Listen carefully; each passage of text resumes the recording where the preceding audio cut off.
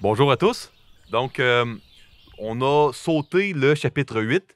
Bon, je vous donne juste un petit résumé.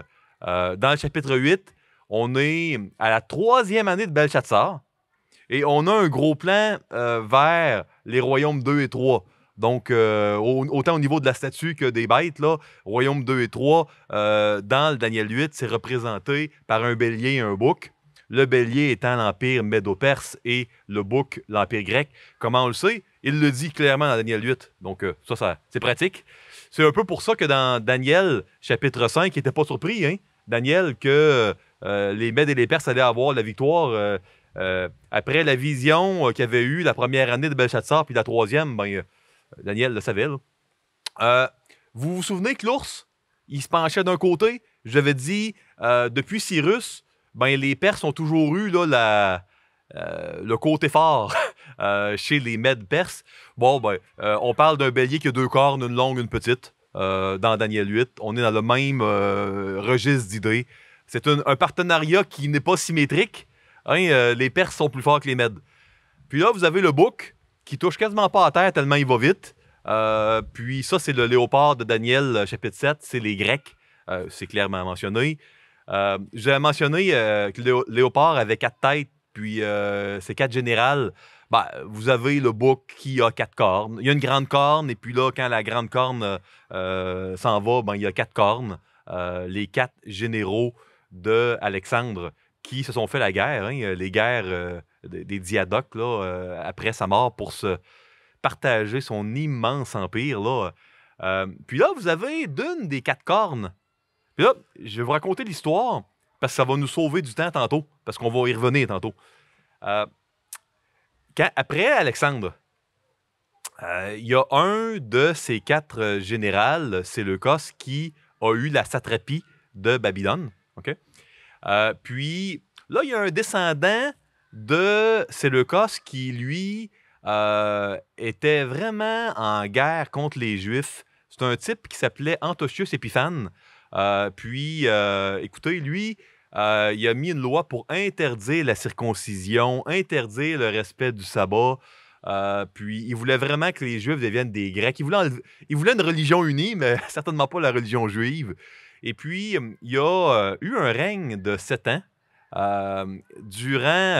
Après 3 ans et demi des 7 ans, là, notre Antiochus Épiphane, là, il a profané le lieu très saint, il a mis un autel de Zeus, sacrifié un cochon là-dessus. Tout fait là, pour éliminer les Juifs. Les Juifs, il a fait... là, je ne vais pas trop aller là, mais il a mis un gymnase... Il voulait tellement helléniser les Juifs qu'il a mis un gymnase à côté du temple, où les hommes, tel que c'était la coutume chez les Grecs, allaient s'exercer nus. Puis là, tu vois qui est circoncis, qui ne l'est pas. Puis là, il y avait même une genre de procédure chirurgicale pour simuler que tu n'avais pas été circoncis. En tout cas, c'est pour vous dire, là, ça l'a joué dur. Il était contre les Juifs. Il y a 2 frères. Avez-vous déjà lu une Bible catholique, Bible de Jérusalem? Oui, moi, oui, ça m'est déjà arrivé. Pas celle-là, là, mais... puis, dans les Bibles catholiques, vous avez des livres apocryphes dans l'Ancien Testament. Donc, des livres qui ne sont pas inspirés de Dieu, mais qui ont été rajoutés, qui ont une valeur historique. Donc, si vous prenez une Bible de Jérusalem, vous allez avoir 1 et 2 Maccabées. Je parle pas de cadavres, là. Maccabée, c'est le nom de personne, là. 1 et 2 Maccabées, c'est l'histoire des frères Judas et Matthias Maccabée. C'est historique. Ça vous raconte cette histoire-là. Fait que, quand je vous raconte l'histoire là, qu'en 171 avant Jésus-Christ, Antiochus Épiphane a fait le trouble, et puis 3 ans et demi après, là, il a sacrifié un autel. Puis après 7 ans, t'as un héros, un vaillant héros nommé Judas Maccabée, qui a réussi à détrôner, puis à libérer les Juifs, puis restaurer le temple, puis il a redédicacé le temple. Peut-être qu'il y en a qui ont déjà entendu parler de la fête des Hanouka, ou Hanouka, peu importe l'accent qu'on met, là. Hanouka veut dire redédicace. Fait que ça a starté, ça, vraiment en 164 avant Jésus-Christ, quand Judas Maccabée a réussi à tasser là, Antiochus Épiphane, puis il a redédicacé le temple. Là, pour les Juifs, c'était formidable. Et puis, ils ont dit jamais on va oublier ça. Jamais on va l'oublier. Puis maintenant, à chaque année, on va fêter la fête de cette redédicace-là, la fête des Hanouka, qui est fêtée encore aujourd'hui chez les Juifs. Donc, quand il parle, Daniel, à l'avance, que le bouc, il y a 4 cornes, puis une des cornes, c'est le cas, qu'il y a une petite corne qui va venir, puis elle va faire la guerre au peuple de Dieu, puis etc. On a une prophétie incroyable. Comme je l'ai dit, durant longtemps, avant qu'on découvre les manuscrits de Qumran, on pensait que tout ça avait été fait bien après, puis parce que c'est trop précis, ça n'a pas de sens. Est-ce que vraiment ça peut avoir été écrit à l'avance? Mais oui, parce que c'est la parole de Dieu. C'est vraiment fascinant de voir ça. Bon, c'était Daniel 8. On est encore, donc Daniel 7, on était première année de Belshazzar, Daniel 8, la troisième. Là, on revient vraiment dans notre bonne vieille période de Darius le Mède, Cyrus le Perse. Donc là, on est en même temps que Daniel, chapitre 6, Fosse au lion. On est vraiment là dans la paix des Mèdes et des Perses et on va avoir une prière extraordinaire. Je suis content qu'on puisse la faire aujourd'hui. C'est un des chapitres qui, je crois, est, en tout cas, qui me tenait le plus à cœur. Puis si le Seigneur permet qu'il ne se mette pas à neiger là, dans le cours de prédication, peut-être qu'il va encore rester une ou deux personnes. Là. Mais s'il y en a qui ont trop froid, bon, c'est disponible sur Internet, j'en suis certain. Peut-être, mais pour la dernière fois, mes questions de révision. Il y a de plus en plus d'odieux et de honte à ne pas avoir les réponses. Non, c'est des blagues. C'est des blagues. Quand même, là. Donc, laquelle des 3 sections, tous ensemble, a été écrit, Daniel? Les prophètes, c'est ça? Non, les écrits. Comment survivre? Comment s'échapper? Vivre! Merci. Comment vivre dans l'Alliance en exil? Hey, vous êtes vraiment bon, hein? Il ne mérite pas de potion ce soir. Il y a toutes les réponses, Stéphane, je l'entends. Le thème du livre de Daniel, la supériorité de quel royaume? Les Mèdes et les Perses? De quel? Quel royaume, moi? Le peuple de Dieu, oui! La supériorité du royaume de Dieu sur tous les royaumes terrestres. Et là, vous aviez là, le chiasme, mais on n'est plus là-dedans. On est retombé en hébreu là, depuis le chapitre 8. Donc, aujourd'hui, dans le chapitre 9, vraiment, on voit... vous allez voir dans la prière de Daniel, là, il est en exil. Fait que, tu sais, le peuple de Dieu, là, il vit une défaite encore. Hein? On est à la fin de l'exil. Avant d'aller plus loin, demandons l'assistance du Seigneur. Et là, on va plonger dans le texte d'aujourd'hui. Seigneur Dieu, merci beaucoup pour ta parole. Ta parole qui nous fascine par toutes les prophéties qui surnaturellement ont été annoncées d'avance et se sont toutes accomplies avec une précision extraordinaire. Seigneur, ça renforcit notre foi de voir ça. Merci pour les manuscrits très anciens qui nous prouvent que ça n'a pas été falsifié, mais que de telles prophéties ont bel et bien été faites à l'avance. C'est rassurant de voir de telles évidences surnaturelles, Seigneur, que la Bible est bel et bien le livre du Dieu très haut, le livre du Dieu vivant. Merci pour cela. Parle-nous ce matin dans le nom de Christ. Amen. Donc, nous sommes dans Daniel chapitre 9, versets 1 et 2. La première année de Darius, fils d'Assuérus, de la race des Mèdes, lequel était devenu le roi du royaume des Chaldéens. Hein, il venait de devenir roi de Babylone. Première année, donc, si vous êtes attentif, c'est la deuxième, dans le fond. Hein, parce que la première année, c'était l'année d'accession au trône. Donc, quand on dit la première année de Darius, puis on est dans un royaume Mède et Perse, ben, dans le fond, pour nous, les Québécois, c'est la deuxième année, ça fait 2 ans qu'il est là. Vous me suivez, hein? La première année de son règne, moi, Daniel, je vis par les livres qu'il devait s'écouler 70 ans pour les ruines de Jérusalem, d'après le nombre des années dont l'Éternel avait parlé à Jérémie le prophète. On voit qu'il connaissait les Écritures, hein, Daniel. Il avait lu le livre de Jérémie, puis il savait qu'il y avait un exil qui avait été prophétisé comme étant de 70 ans par l'Éternel. Puis là, il voit que, écoute, ça arrive à sa fin. Notre petit Daniel de 14-15 ans, là, il est rendu peut-être à 84 dans ce coin-là. Puis on voit que ça tire vraiment à sa fin, cet exil de 70 ans. Donc, et puis que là, il devait y avoir un retour à Jérusalem. Donc, on voit, pour vous donner un peu les dates, la prise de Babylone a été en 539. Et puis, le décret de Cyrus aurait été fait à peu près en 538. Je veux dire, il faut laisser le temps aux gars d'arriver, puis de conquérir. C'est pas comme si le lendemain de Babylone, il a pris les papiers et s'est mis à écrire un décret. Donner le temps à la fosse au lion, pas une couple de trucs d'arriver.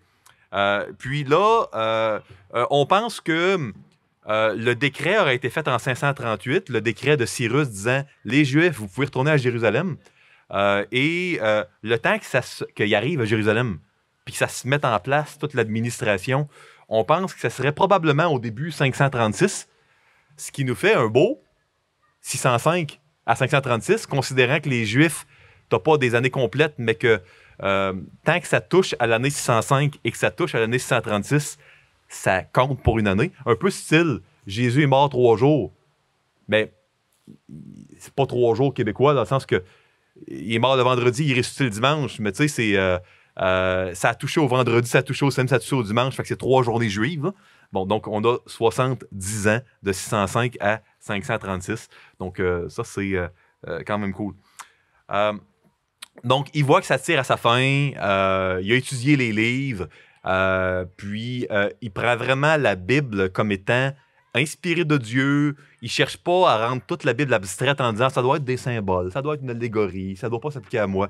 Il prend vraiment pour lui. Il s'approprie la Bible et il se met à prier. Petit commentaire, 2 commentaires intéressants ici avant de continuer la lecture.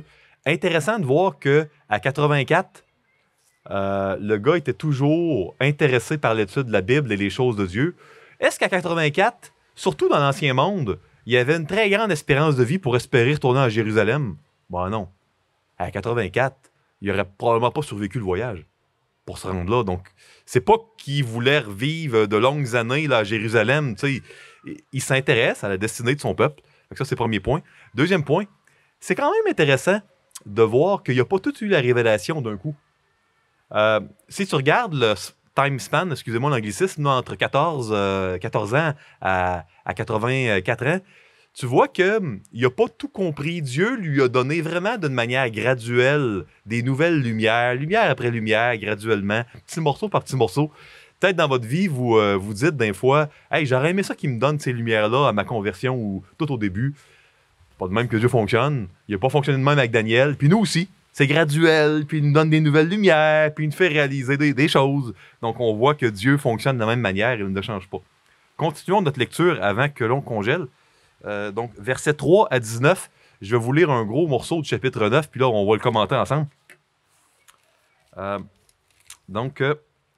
Je tournai ma face vers le Seigneur. Puis en passant, c'est remarquable, le chapitre 9 est le chapitre dans tout le livre de Daniel où il y a le plus de vocabulaire issu de l'alliance. Le verbe couper, on coupait une alliance dans l'Ancien Monde. Quand vous voyez dans vos Bibles faire une alliance, dans l'original, c'est couper. Dans une alliance, tu avais un Adonai, un seigneur et des vassaux. Là, Daniel là, utilise plein de termes reliés à l'alliance. Il va y avoir quelqu'un qui va être coupé, il va y avoir un Adonai, il va y avoir Yahweh. C'est le seul chapitre dans tout le livre de Daniel que le nom de l'alliance de Dieu, le nom personnel de Dieu, de Exode 3, duquel il va être appelé de génération en génération, Yahweh, va être utilisé. Seul chapitre. C'est le chapitre où il y a un vocabulaire de l'alliance. Gardez ça en tête, c'est important pour dans pas trop longtemps. Donc, je tournai ma face vers le Seigneur, Dieu, afin de recourir à la prière, aux supplications, en jeûnant et en prenant le sac et la cendre. Je priai l'Éternel, mon Dieu, et je lui fis cette confession. Seigneur Dieu, grand et redoutable, toi qui gardes ton alliance, retenez le mot alliance, et qui fais miséricorde à ceux qui t'aiment et qui observent tes commandements. Nous avons péché, nous avons commis l'iniquité, nous avons été méchants et rebelles, nous nous sommes détournés de tes commandements et de tes ordonnances. Nous n'avons pas écouté tes serviteurs les prophètes qui ont parlé en ton nom, à nos rois, à nos chefs, à nos pères et à tout le peuple du pays. À toi, Seigneur, est la justice, encore Seigneur Adonai, un Seigneur d'une alliance, et à nous la confusion de face en ce jour, aux hommes de Juda, aux habitants de Jérusalem et à tout Israël, à ceux qui sont près et à ceux qui sont loin, dans tous les pays où tu les as chassés à cause des infidélités dont ils se sont rendus coupables envers toi. Seigneur, encore Adonai, Seigneur de l'Alliance, à nous la confusion de face, à nos rois, à nos chefs et à nos pères, parce que nous avons péché contre toi. Seigneur, auprès du Seigneur notre Dieu, la miséricorde et le pardon, car nous avons été rebelles envers lui. Tout Israël a transgressé ta loi et s'est détourné pour ne pas écouter ta voix.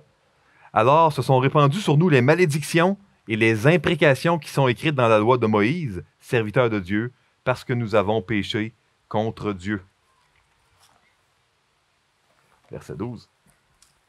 Il a accompli les paroles qu'il avait prononcées contre nous et contre nos chefs qui nous ont gouvernés. Il a fait venir sur nous une grande calamité et il n'en est jamais arrivé sous le ciel entier une semblable à celle qui est arrivée à Jérusalem.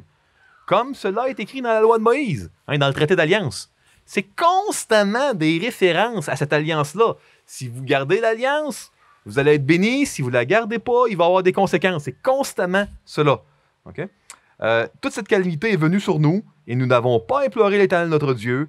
Nous ne nous sommes pas détournés de nos iniquités et nous n'avons pas été attentifs à la vérité. L'Éternel a veillé sur cette calamité et l'a fait venir sur nous, car l'Éternel, notre Dieu, est juste dans toutes les choses qu'il a faites, mais nous n'avons pas écouté sa voix. Et maintenant, Seigneur notre Dieu, toi qui as fait sortir ton peuple du pays d'Égypte par ta main puissante et qui t'es fait un nom comme il l'est aujourd'hui, nous avons péché, nous avons commis l'iniquité.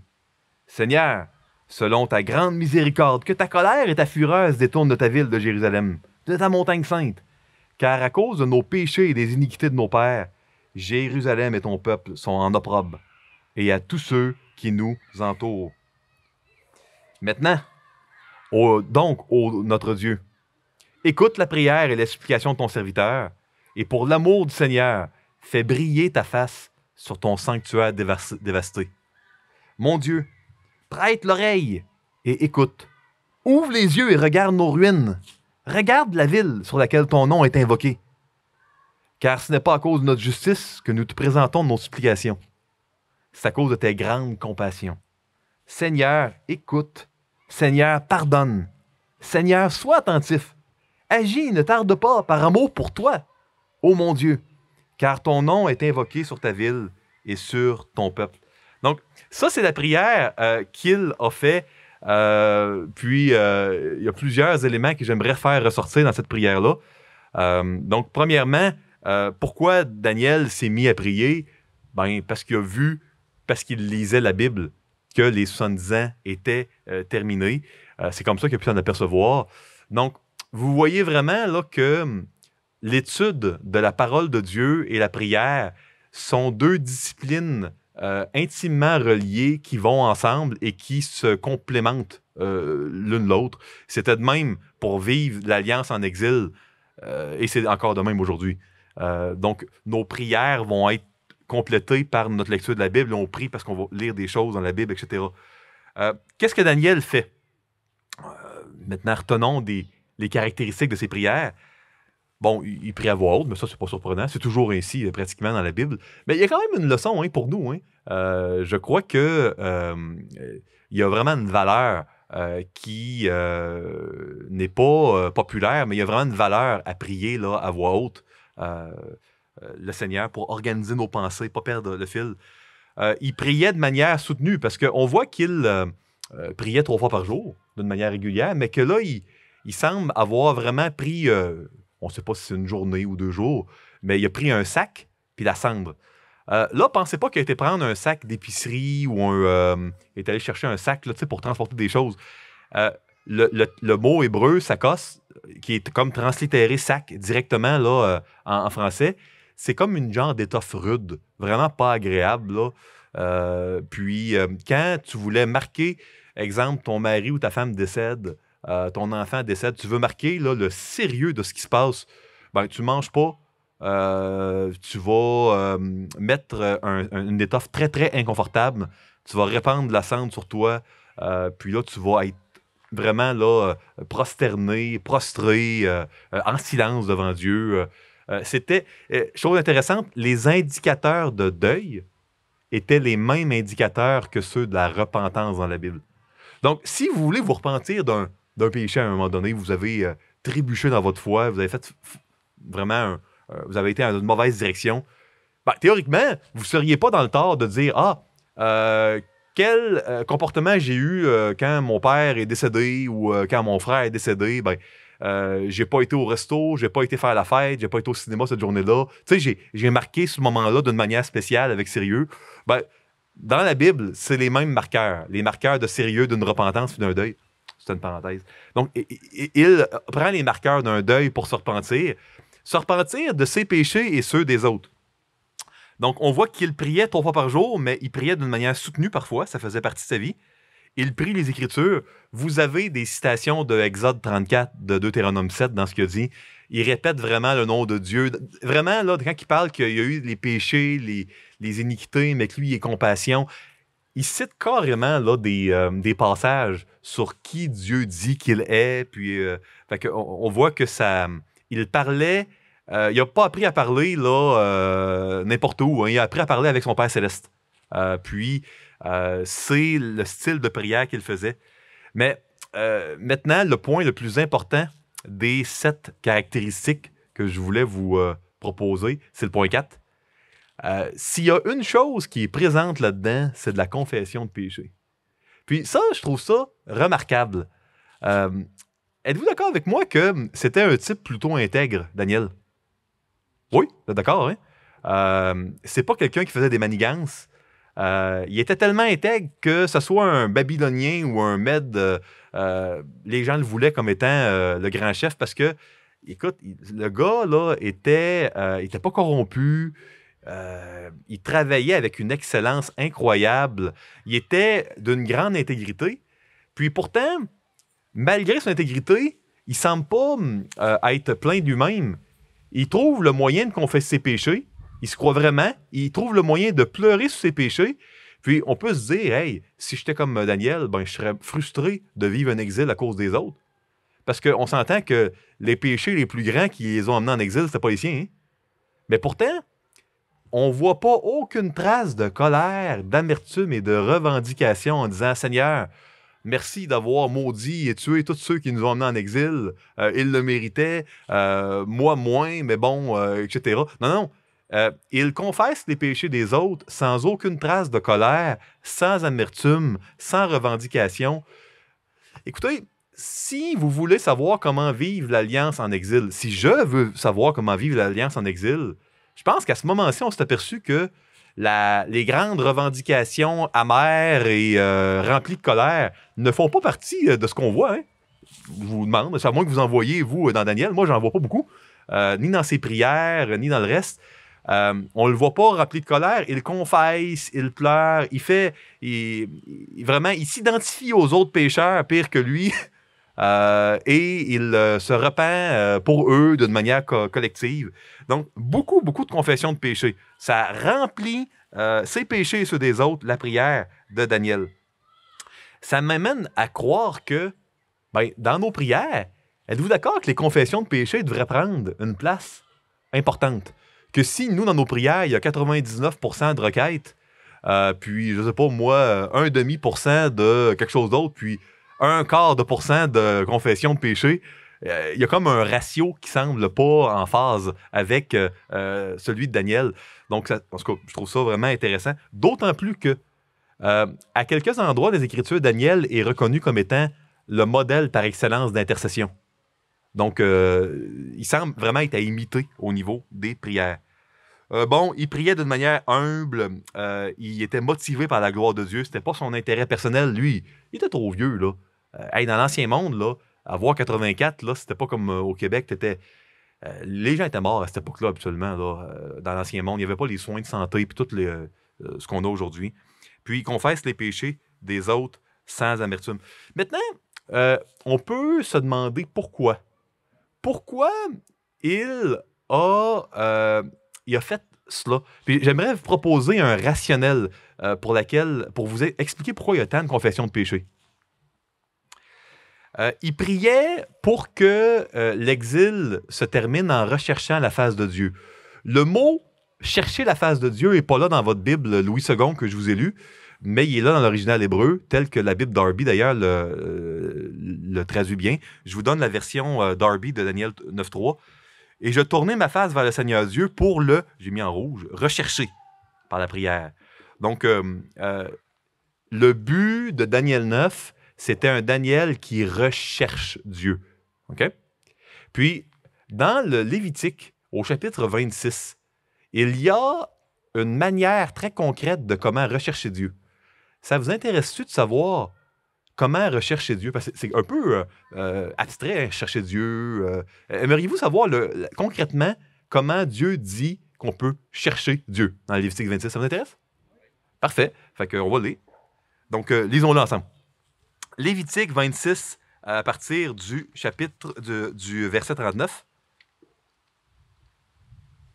Donc, puis là, Lévitique, le début du chapitre 26, ça parle de l'alliance. Les bénédictions que tu as si tu la gardes, les malédictions que tu as si tu ne la gardes pas. Puis à la fin de Lévitique 26, tu as, OK, si tu ne gardes pas l'alliance dans le trouble, ben voici comment tu peux chercher ma face. Ça, c'est bon. Parce que nous, quand on ne la garde pas, l'alliance, on est dans le trouble d'un point de vue là, pas de notre salut, mais notre relation avec Dieu est compromise dans le sens où notre communion avec Dieu, devrais-je dire, est compromise. Ben, c'est mieux dit que relation. Comment on rétablit la communion? Eh bien, ça, on peut le voir vraiment dans Lévitique 26. Ça s'applique bien à bien des égards. Lisons-le. Lévitique 26, verset 39. Ceux d'entre vous qui survivront, la malédiction, seront frappés de langueur pour leur iniquité dans les pays de leurs ennemis. On est vraiment là. Hein? Ils seront aussi frappés de langueur pour les iniquités de leur père. Les effets collatéraux du péché. Continuons. OK? Ils confesseront leur iniquité et les iniquités de leur père. Hey, ça ressemble à Daniel. Les transgressions qu'ils ont commises envers moi et la résistance qu'ils m'ont opposée. Péchés à cause desquels, moi aussi, je leur résisterai et je les mènerai dans le pays de leurs ennemis. Et alors, leur cœur incirconcis s'humiliera, et ils paieront la dette de leur iniquité. Je me souviendrai de mon alliance avec Jacob, je me souviendrai de mon alliance avec Isaac, de mon alliance avec Abraham. Je me souviendrai du pays.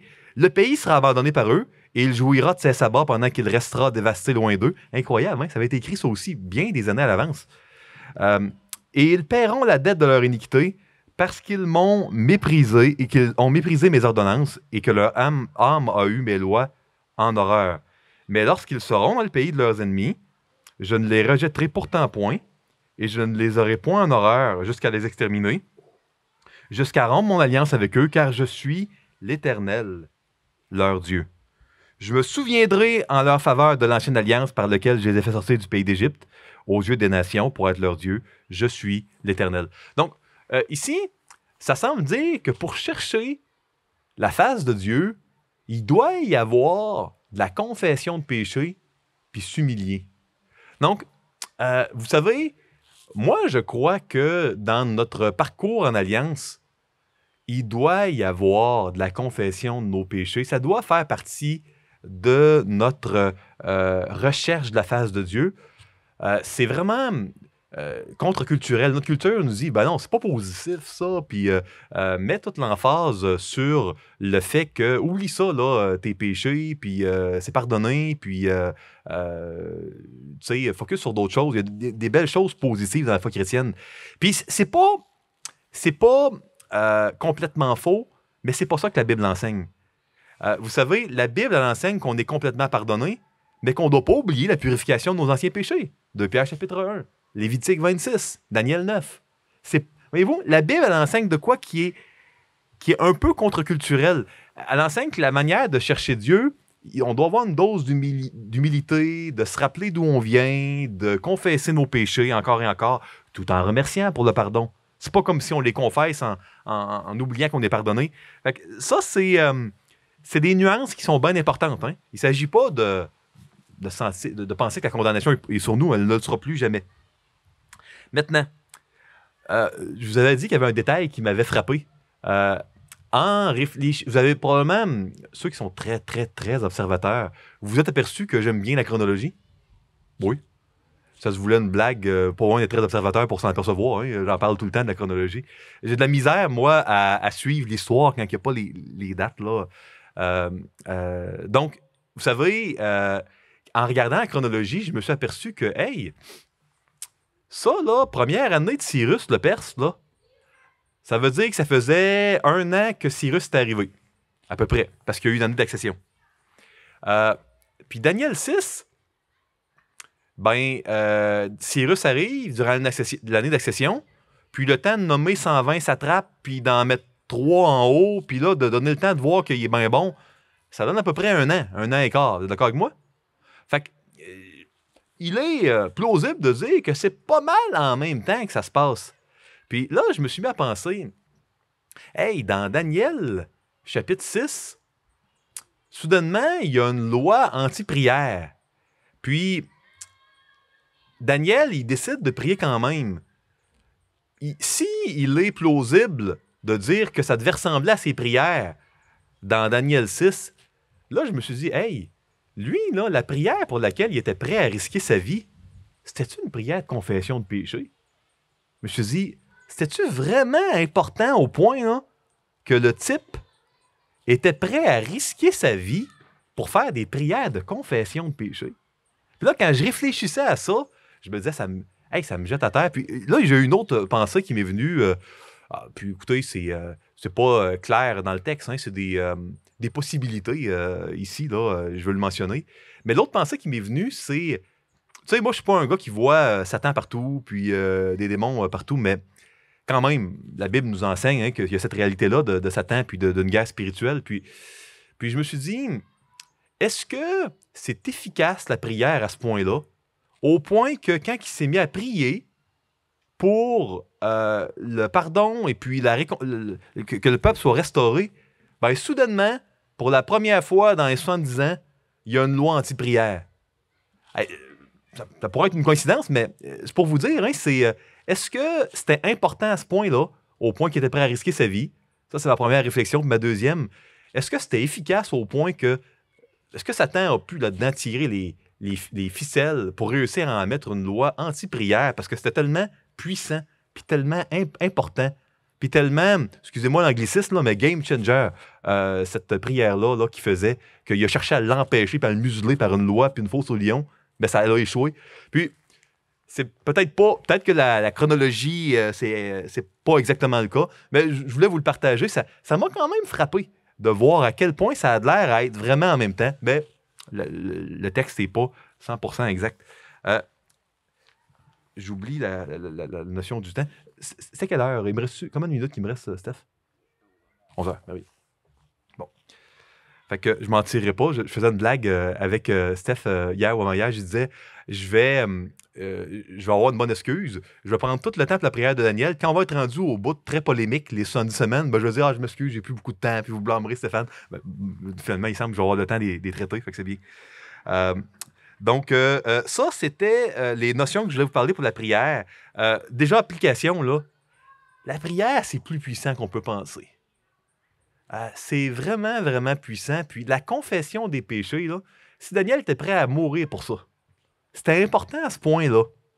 Puis s'il est un modèle à donné par Dieu pour comment vivre l'alliance en exil, moi, je peux vous le dire, je vous parle, moi, personnellement, si la confession de mes péchés a une grande place dans ma vie de prière, c'est vraiment à cause de Daniel 9. Ce chapitre-là a changé l'emphase sur la confession des péchés que je mets dans ma vie de prière. Dieu va vraiment toucher à ce point-là. Et puis, je vis les bénédictions de cela parce que si on ne prend pas Daniel pour comment mieux vivre en exil, ça sert à quoi de dire ça? Ça sert à rien. Fait que c'est le but des écrits. Vous me l'avez dit tous ensemble ce matin. J'ai pris au piège hein, ce matin quand vous avez tous répété ça. Vivre en exil. Mais un bon piège. Lisons les versets 20 à 23. Parlant encore, je priais, je confessais mon péché, le péché de mon peuple d'Israël, et je présentais mes supplications à l'Éternel, mon Dieu, en faveur de la sainte montagne de mon Dieu. Je parlais encore dans ma prière quand l'homme, Gabriel, que j'avais vu précédemment dans une vision, Daniel 8 qu'on a sauté, s'approcha de moi d'un vol rapide au moment de l'offrande du soir. Il m'instruisit et s'entretint avec moi. Il me dit, « Daniel, je suis venu maintenant pour ouvrir ton intelligence. Lorsque tu as commencé à prier, la parole est sortie et je viens pour te l'annoncer car tu es un bien-aimé. Sois attentif à la parole et comprends la vision. » Donc, on voit que Daniel, il n'avait même pas fini de prier, que Dieu y répond. Il envoie un ange. Et puis, la raison pour laquelle Gabriel vient, il vient pour lui ouvrir l'intelligence. Donc, C'est ce que Dieu veut faire, renouveler notre intelligence. Romains 12, 1 et 2, c'est dans la Nouvelle Alliance, ça. Et puis, quel est le motif pour lequel là, il entend nos prières à nous? Ben, c'est un bien-aimé, puis ça tombe bien, dans la Nouvelle Alliance, on est appelés nous aussi des bien-aimés, à plusieurs reprises. C'est quand même le fun, ça, ça fait chaud au cœur. Maintenant, là, on tombe dans la dernière partie. Les versets 24 à 27 sont certainement les versets qui, dans tout le livre de Daniel, ont fait couler le plus d'encre. C'est parmi les versets qui ont fait couler le plus d'encre dans l'Ancien Testament. Écoutez, il y a du mystère là-dedans. Il y aurait énormément de théories puis de manières valides d'interpréter ces versets-là. Je vais vous présenter deux grandes familles de théories, dans le sens que moi, tout ce que j'ai lu sur la manière d'interpréter les versets 24 à 27, ça peut être attaché à deux familles. Il y a une infinité de variantes, mais ultimement, il y a deux grandes familles d'interprétation. Je vais vous en présenter une. Je crois vraiment qu'il y en a plusieurs qui sont valides. Vous savez, ça ne change pas les choses, ça change pas l'importance de la prière. Ça ne change pas le fait qu'à la fin, le royaume de Dieu va avoir vraiment là, la supériorité, la suprématie sur les royaumes de ce monde. La manière de comprendre des petits détails au niveau du futur ne change pas le sens du livre, ce qui est important pour nos vies aujourd'hui. Fait que moi, je crois qu'il ne faut jamais sauter aucun texte de la parole de Dieu. Ça, j'y crois fortement, que ce soit des généalogies ou des affaires qui sont plus drab. Il ne faut rien sauter, mais en même temps, il ne faut pas non plus rester stocké là, à 3 versets, là, puis lire le reste, puis que ça absorbe toutes nos pensées. Il y a un genre d'équilibre à avoir. Je vous lis les versets 24 à 27. Je vous donne les deux grandes familles d'interprétation. Et puis, on va aller aux applications. Donc, 24 à 27. 70 semaines ont été fixées sur ton peuple et sur ta ville sainte, pour faire cesser les transgressions et mettre fin au péché, pour expier l'iniquité et amener la justice éternelle, pour sceller la vision et le prophète, pour oindre le saint des saints. Sache-le donc et comprends. Depuis le moment où la parole a annoncé que Jérusalem sera rebâtie, jusqu'à loin, ou encore jusqu'au Messie, parce que loin, c'est Méchaïa, c'est le Messie, au conducteur, il y a 7 semaines. Dans 62 semaines, les places et les fossés seront rétablis, mais en des temps fâcheux.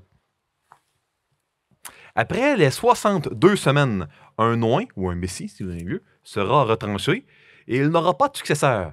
Le peuple d'un chef qui viendra détruira la ville et le sanctuaire, et sa fin arrivera comme par une inondation. La fin de la ville du sanctuaire. Il est arrêté que les dévastations dureront jusqu'au terme de la guerre. Il fera une solide alliance avec plusieurs pour 1 semaine, et durant la moitié de la semaine, il fera cesser le sacrifice et l'offrande. Le dévastateur commettra les choses les plus abominables, jusqu'à ce que la ruine et ce qui a été résolu fondent sur le dévastateur. Bon. Il y a deux grandes positions. Il y a la position critique, qui a environ 100, 150 ans, et il y a la position traditionnelle. Ça, c'est deux grandes familles d'interprétation avec énormément de variantes.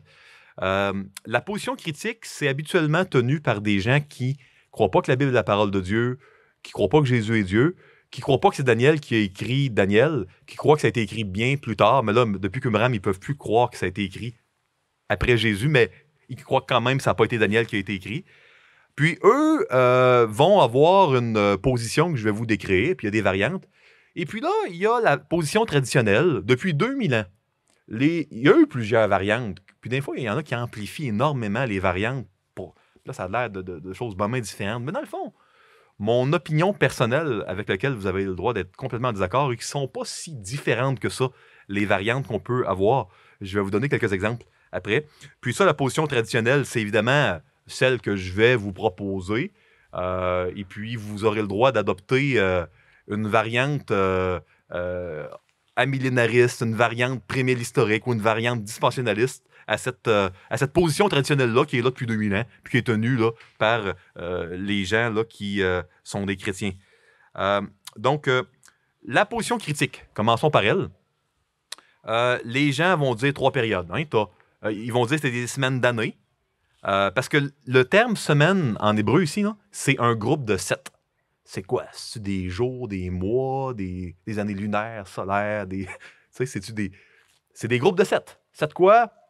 Que le contexte vous guide, les amis, on ne sait pas trop. 7. Fait que eux, la position critique vont dire, ben, c'est des années. Fait que tu as 7 semaines, c'est 49 ans. Tu as 62 semaines, ben, c'est 434. Puis il te reste un 7 ans. Puis eux, ils vont dire, ben, les 7 premières semaines, ben, c'est facile. Ils vont dire, en 787, le temple a été détruit. 49 ans plus tard, en 538, ben, il y a le décret de Cyrus. Fait que, ils vont dire ça comme ça. Puis ils vont dire ensuite, puis là, ils vont revenir en arrière à la position critique. Puis ils vont dire, ah, ben là, on va partir pour les 62 semaines de 605. Et puis, en 171, qu'est-ce qui arrive? Notre, pas ami, hein, mais notre ennemi, Antiochus Épiphane, ben là, il met fin au sacrifice, il profane le lieu très saint, etc. Et puis, la dernière semaine est évidemment la révolte des frères Maccabées. Puis en 164, ben, on a la victoire des frères Maccabées, puis le Hanouka, là, la redédicace du temple. Donc, tout ça, c'est fini. Puis, les gens, souvent, qui ont la position critique, vont dire, vous voyez bien que la Bible ne pointe pas vers Jésus et n'est pas la parole de Dieu, parce que, regardez, ça n'a pas duré. Il n'y a pas eu de royaume éternel, parce que peu de temps après la victoire des frères Maccabées, ben, il y a eu les Romains qui sont arrivés. Fait que finalement, ouais, il a prophétisé quelque chose, mais tu sais, ça ne fonctionne pas, etc. Donc, je vous donne évidemment ce que j'ai souvent lu de la part des gens de la position critique.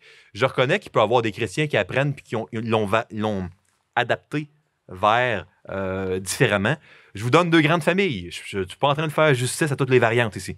Mais je vous donne ce qui est, honnêtement, dans la plupart des commentaires libéraux, pas mal ce que vous allez être capable de lire. Dans ce que j'ai lu, du moins. Maintenant, la position traditionnelle. Pas tout le monde, mais plusieurs vont dire c'est pas des semaines d'année, puis c'est pas des semaines quantitatives, parce que quand on parle de semaines de jours, comme des vraies semaines québécoises, c'est spécifié dans l'original semaine de jours. C'est pas spécifié ici, fait que c'est pas des semaines de jours. Quand il est question d'année dans Daniel, comme pour les 70 ans, on donne le mot année. Là, ici, le mot jour et année n'est pas nommé, alors qu'il est nommé ailleurs dans Daniel. Donc, plusieurs vont dire, ben, c'est des semaines, des périodes. Plusieurs vont dire, si on est très, très littéral, ben, c'est des périodes de 7. Puis comme il spécifie quand c'est des années et jours, être littéral, c'est des périodes de 7.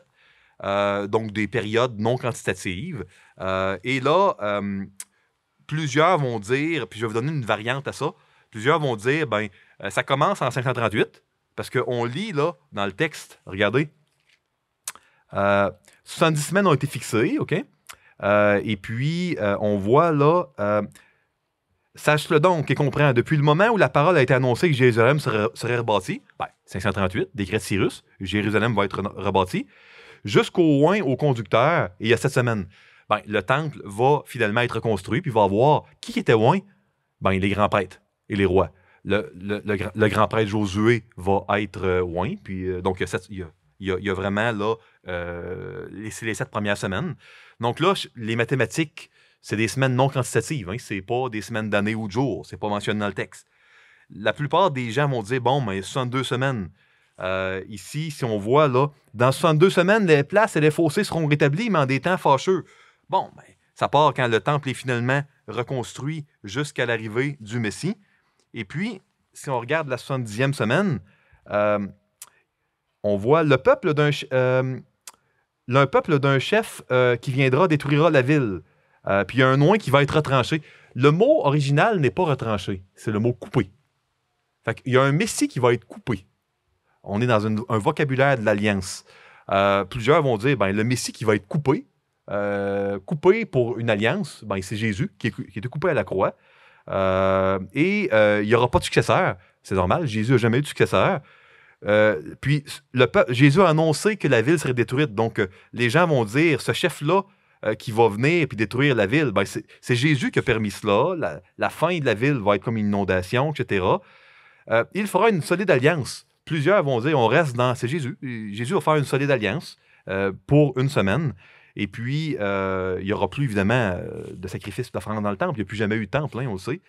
Et puis là, on parle d'un autre type qui n'a jamais été nommé dans le chapitre, un dévastateur, qui là, il va arriver, et puis il va faire toutes sortes de choses abominables avant le jugement dernier. Plusieurs vont dire, c'est le fameux Antéchrist qui est supposé arriver à la fin des temps, selon une séquence que les chrétiens ne s'entendent pas tous. Mais tous les chrétiens s'entendent qu'il va y avoir un Antéchrist à la fin des temps. C'est clairement indiqué dans le Nouveau Testament. Maintenant, vous allez avoir des variantes. Vous allez, par exemple, il va y avoir la variante d'Arbiste, où on va dire ça va être des semaines d'années, et puis, dans le fond, c'est juste qu'il va y avoir plusieurs parenthèses où l'horloge s'arrête à des moments donnés. Donc, certains vont dire, il y a eu, finalement, c'est arrivé à tel moment, puis là, il y a une parenthèse. Fait qu'on peut dire, vous savez, souvent, là, dans la position traditionnelle, les homiles et les prémiles historiques vont dire c'est des semaines non quantitatives, et puis c'est pour ça que ça n'arrive pas, la mathématique. Certains dispensionnalistes, pas tous, parce qu'il y a plusieurs dispensionnalistes qui vont dire non, c'est pas des semaines, littéralement, le mot jour et le mot année n'est pas là. Mais certains vont dire non, c'est vraiment des semaines d'année, mais il y a des pauses à différents moments. Dans le fond, excusez-moi, je trouve que ça revient un peu au même. Honnêtement, moi, je trouve que c'est pas si différent que ça, les twists et les variantes qu'on peut avoir, homile, prémile, historique ou dispensionnaliste. Donc, ça, ce que vous devez retenir de tout ça, c'est ceci. Quelle que soit la variante que vous avez, là, puis moi, je respecte ça là, à 100%, ce que vous devez retenir, c'est qu'il a été annoncé au peuple en exil que le temple serait rebâti, mais que ça va se terminer, le temple, un jour. Puis que les grands prêtres là, qui se succèdent, là, ça va terminer, puis il y en a un qui va faire une alliance solide, et puis quand il va avoir fait l'alliance, puis que le temple va être détruit, ça va être la fin de la nuit, puis bientôt, on va voir l'aurore, le jour se lever. Puis ça va être vraiment la dernière étape eschatologique avant la fin des temps. Le langage que je vous tiens, ça ressemble un peu à Hébreux 10. Ça ressemble un peu à ce que Paul disait, hein, quand il disait qu'on était à la fin des temps. Il ne voulait pas dire que Jésus allait revenir demain la veille. Ce qu'il voulait dire, c'est que prophétiquement, eschatologiquement, on est rendu là. Le dernier chapitre dans l'histoire de la rédemption se situe là où nous sommes. Donc ça, c'est ce qu'on doit retenir. On doit veiller parce qu'on ne sait pas quand le maître de la maison va revenir. Jésus a dit, quand le Fils de l'homme va revenir, trouvera-t-il la foi sur la terre? On doit veiller et prier parce qu'on est à la fin des temps, dans le sens où on est à la dernière étape. Et ça, que vous soyez homile, prémile historique ou dispensionnaliste, on est à la dernière étape avant que le Seigneur revienne et que le royaume éternel de Dieu, du Dieu très haut, prenne place. 11h01, je vous donne une dernière information, vraiment le fun, que je m'en voudrais de pas vous donner, puis je vais à la conclusion. Chose vraiment, vraiment cool ici. Si vous avez étudié un peu l'histoire, vous avez vu qu'il y avait plein de messies à l'époque de Jésus. Lisez même, à un moment donné, il disait, il y a eu Thaddée ou Teudée, il y en a eu différents. Puis vous dites, comment ça qu'il y avait tant de messies à cette époque-là? Parce que les Juifs, ils avaient une fenêtre. Ils lisaient Daniel 9. Il y avait une fenêtre, eux autres, où ils savaient que le Messie allait venir. Je vous explique. Les Juifs avaient Daniel 2 et Daniel 7. Ils savaient que quand l'Empire romain arriverait, qui était le 4e empire qui dominerait sur les Juifs, ils savaient qu'à partir de ce moment-là, il va y avoir un Messie. Donc, l'Empire romain a starté en 27 avant Jésus-Christ. Parce que avant 27, ça se trouvait à être non pas l'Empire romain, mais la République romaine. Donc, les Romains ont eu un royaume, une république et un empire. Donc, l'Empire romain est arrivé en 27, puis là, ils ont gouverné là, les Juifs. Et puis, on sait que le temple a été détruit en 70. Fait que dans le fond, il y avait une fenêtre de 100 ans où le Messie, pouvait venir. Puis, moi, je vous pose la question.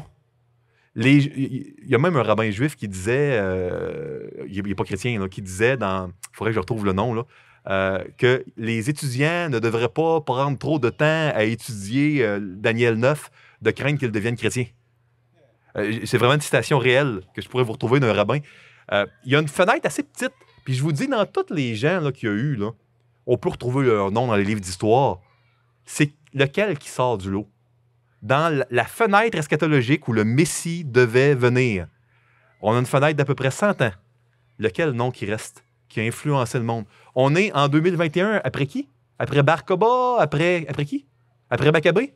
Après Jésus-Christ. On est en 2021 après Jésus-Christ.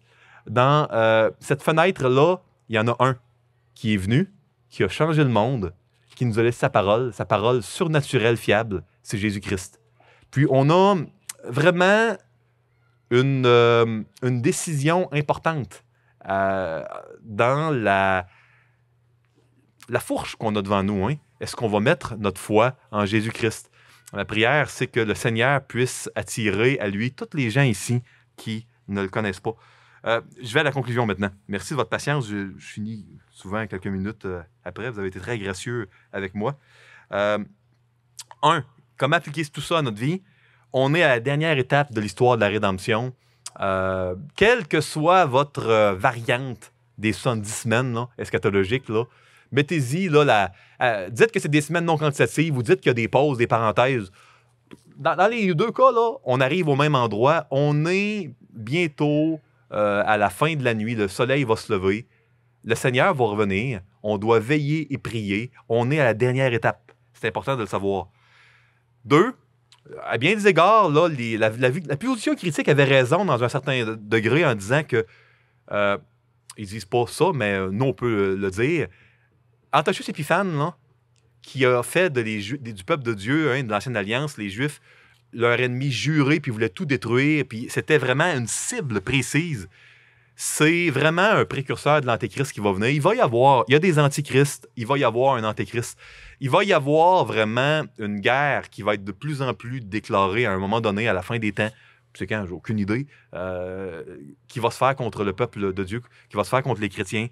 Je crois que c'est très, très important de ne pas oublier cela, d'être ferme, de comprendre que on est en exil. On n'est pas dans notre patrie ici. Notre patrie, elle est céleste. On doit rester fidèle à Dieu. On doit être dans la prière. On doit être très, très prudent, être sobre, parce que quand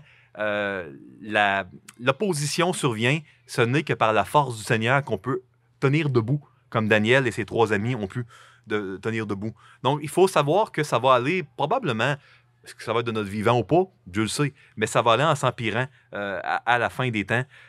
On doit vivre nos vies sachant qu'à tout moment, elle peut prendre fin, qu'on soit ou pas au moment où la fin des temps va survenir, là, qu'on soit là dans ce monde ou pas.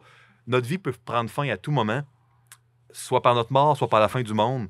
Et puis, on doit vivre nos vies comme cela. C'est trop rapide, c'est trop fragile pour qu'on vive une vie dans le déni en pensant qu'on n'a pas à penser à notre éternité. Tous les humains sont invités à entrer dans l'alliance solide que Loin va faire à la dernière demi-semaine. On a 69 semaines et demie de fête, ou 69 semaines, puis il y a eu des pauses là-dedans. Choisissez. Mais on est à la fin. C'est ça mon point. On est à la fin. Puis tout le monde ici est invité à entrer dans l'alliance solide faite par Jésus. Tout le monde qui n'a pas d'espérance est invité à avoir l'espérance éternelle du royaume suprême du Très-Haut, du Dieu de Daniel. S'il y a des gens qui n'ont pas cette espérance-là ici, cette espérance-là qui change une vie, cette espérance-là qui nous éclaire quand c'est sombre dans notre vie, je vous invite à prendre cette espérance-là qui vous est offerte gratuitement en entrant dans le royaume des cieux par la foi. Je termine avec un verset, puis je prie. « Petits enfants, c'est la dernière heure. Et comme vous avez appris qu'un antéchrist vient, il y a maintenant plusieurs antéchrists. Par là, nous connaissons que c'est la dernière heure. » Prions, s'il vous plaît. Seigneur Dieu, merci beaucoup parce que tu ne fais pas de ségrégation. L'invitation, elle est offerte à tous. Tu voudrais que tous les hommes soient sauvés. Seigneur, il y a des mystères là-dedans. On ne les comprend pas tous, mais il y a une chose qu'on sait, c'est que tu nous aimes et puis que tu es venu sur terre pour que quiconque croit en toi ne périsse pas, mais ait la vie éternelle. Ma prière, c'est que ici tout le monde croit Ma prière, c'est que tu nous gardes fermes, sobres, puis que tu nous aides à s'inspirer du livre de Daniel pour savoir comment vivre notre alliance solide euh, alors qu'on est en exil. Merci pour ta présence avec nous dans les jugements, tout comme tu l'as été avec Daniel et ses 3 amis. Bénis-nous tous, Seigneur, dans le nom de Christ. Amen.